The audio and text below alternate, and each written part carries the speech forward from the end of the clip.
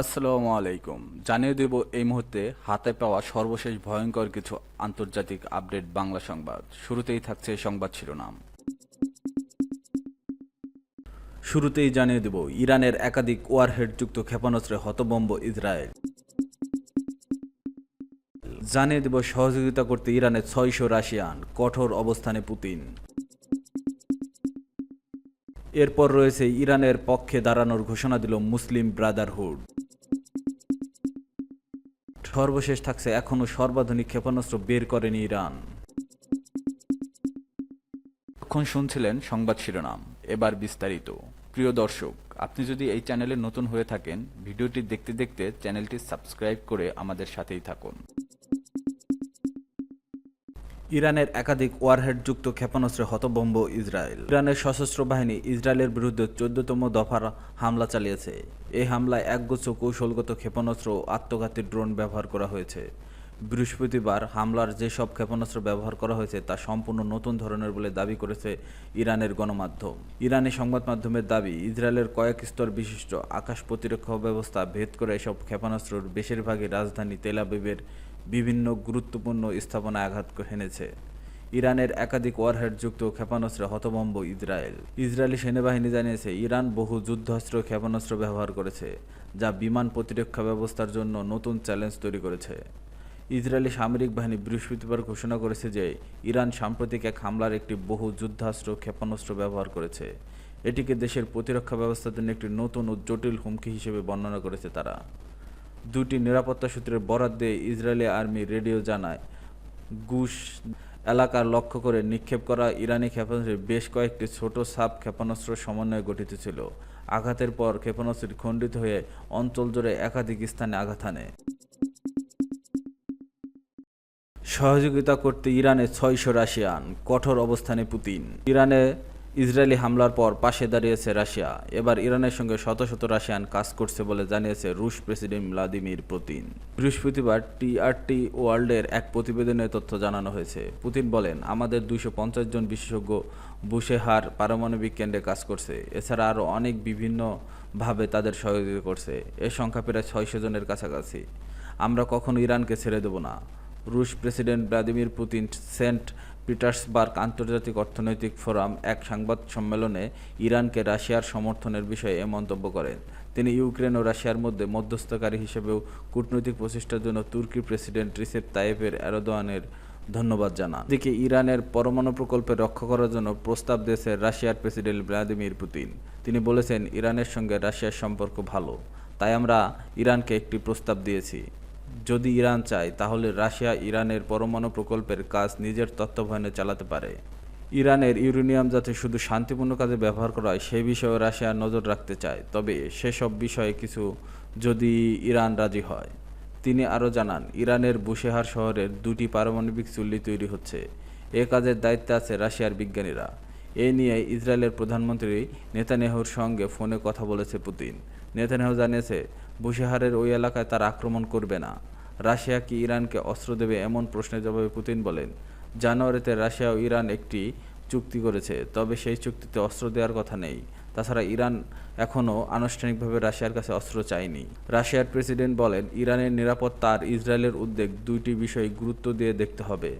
শান্তিপূর্ণ উপায়ে ইরান যাতে পরমাণু শক্তি ব্যবহার করতে পারে আর ইসরায়েল যেন তাতে ভীত না হয়, এই দুই বিষয় একসঙ্গে সমাধান করা সম্ভব।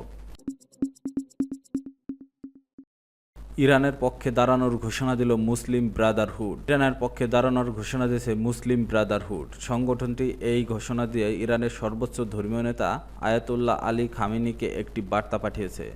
বৃহস্পতিবার ১৯ জুন মিডল ইস্ট মনিটরের এক প্রতিবেদনে এ তথ্য জানানো হয়েছে। প্রতিবেদনে বলা হয়েছে, ইরানের প্রতি পূর্ণ সমর্থন ঘোষণা করছে মুসলিম ব্রাদারহুড।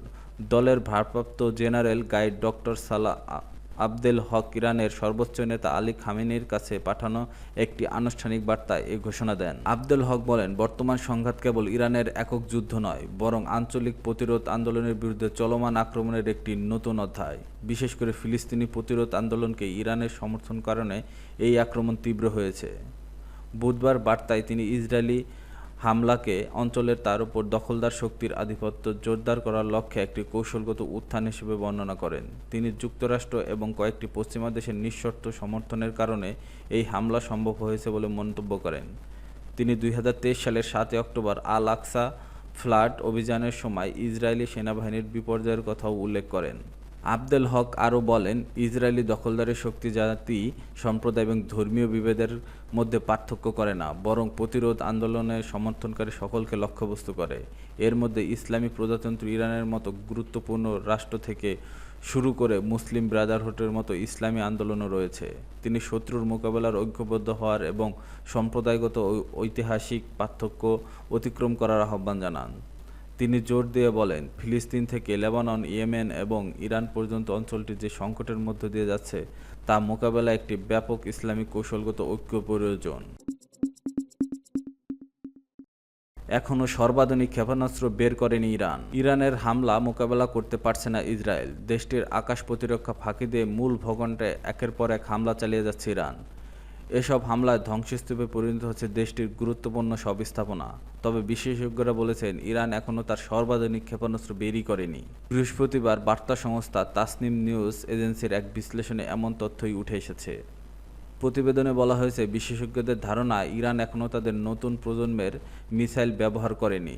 এছাড়া তারা ইরানের ক্ষেপণাস্ত্র বেশ কয়েকটি ফিচার তুলে ধরেছেন। এসব কৌশলের মাধ্যমে ইসরায়েলের আকাশ প্রতিরক্ষা কৌশলকে অকার্যকর করে দিয়েছে ইরান। প্রতিবেদনে বলা হয়েছে, ইরান একাধারে রাতে এবং দিনের বেলায় হামলা চালিয়ে যাচ্ছে। এর ফলে নিজের পুনর্গঠনের সুযোগ পায়নি ইসরায়েল।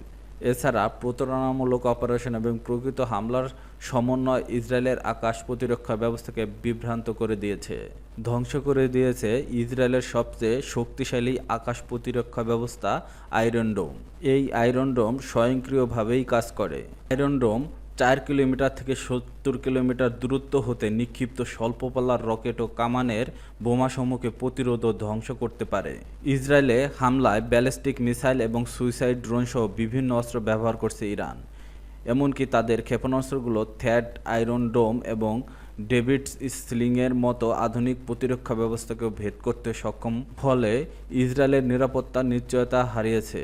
প্রতিবেদনে বলা হয়েছে, ইরান বিরতিহীনভাবে বিভিন্ন ধরনের অপ্রত্যাশিত ক্ষেপণাস্ত্র হামলা চালাচ্ছে।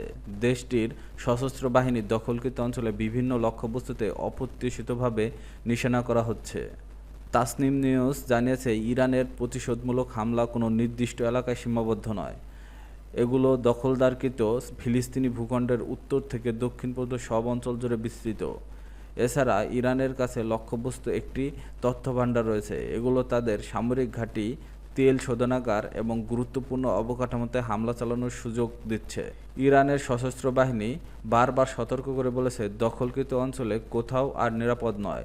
বিশেষজ্ঞরা বলেছে, ইরান এখনও তাদের দূরপাল্লার নতুন প্রজন্মের ক্ষেপণাস্ত্র উন্মোচন করেনি। ফলে ইসরায়েলের জন্য অপ্রত্যাশিত হামলার কৌশল অব্যাহত থাকবে বলে ধারণা করা হচ্ছে।